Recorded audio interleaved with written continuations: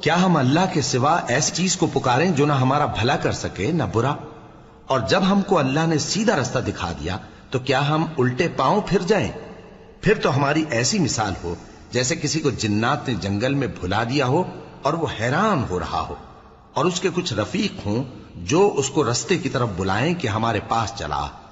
کہہ دو کہ رستہ تو وہی ہے جو اللہ نے بتایا ہے، اور ہمیں تو یہ حکم ملا ہے کہ ہم اللہ رب العالمین کے فرما بردار بنیں، اور یہ بھی کہ نماز پڑھتے رہو اور اس سے ڈرتے رہو، اور وہی تو ہے جس کے پاس تم جمع کیے جاؤ گے، اور وہی تو ہے جس نے آسمانوں اور زمین کو تدبیر سے پیدا کیا ہے، اور جس دن وہ فرمائے گا کہ ہو جا تو حشر برپا ہو جائے گا، اس کا ارشاد برحق ہے، اور جس دن سور پھونکا جائے گا اس دن اسی کی بادشاہت ہوگی، وہی پوشیدہ اور ظاہر سب کا جاننے والا ہے، اور وہی دانا ہے، خبردار ہے۔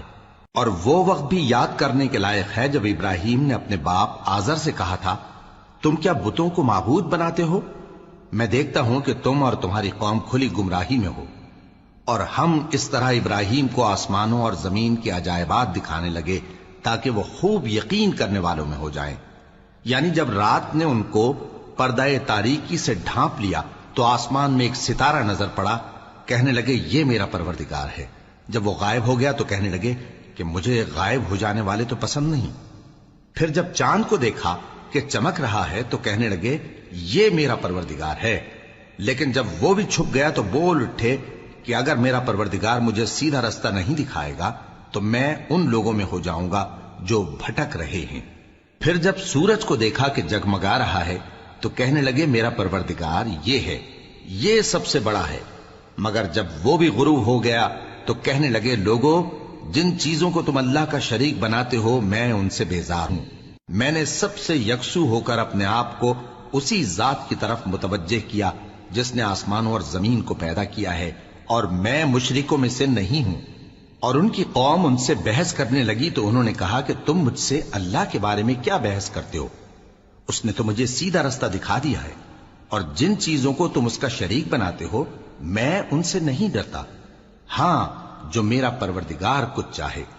میرا پروردگار اپنے علم سے ہر چیز کا احاطہ کیے ہوئے ہے۔ کیا تم خیال نہیں کرتے؟ بھلا میں ان چیزوں سے جن کو تم اللہ کا شریک بناتے ہو کیوں کر ڈروں، جبکہ تم اس بات سے نہیں ڈرتے کہ اللہ کے ساتھ شریک بناتے ہو جس کی اس نے کوئی سند نازل نہیں کی۔ اب دونوں فریق میں سے کون سا فریق امن و بے خوفی کا زیادہ حقدار ہے؟ اگر سمجھ رکھتے ہو تو بتاؤ۔ جو لوگ ایمان لائے اور انہوں نے اپنے ایمان کو شرک کے ظلم سے ملوث نہیں کیا ان کے لیے امن و بے خوفی ہے، اور وہی ہدایت پانے والے ہیں۔ اور یہ ہماری دلیل تھی جو ہم نے ابراہیم کو ان کی قوم کے مقابلے میں عطا کی تھی۔ ہم جس کے چاہتے ہیں درجے بلند کر دیتے ہیں، بے شک تمہارا پروردگار دانا ہے، خبردار ہے۔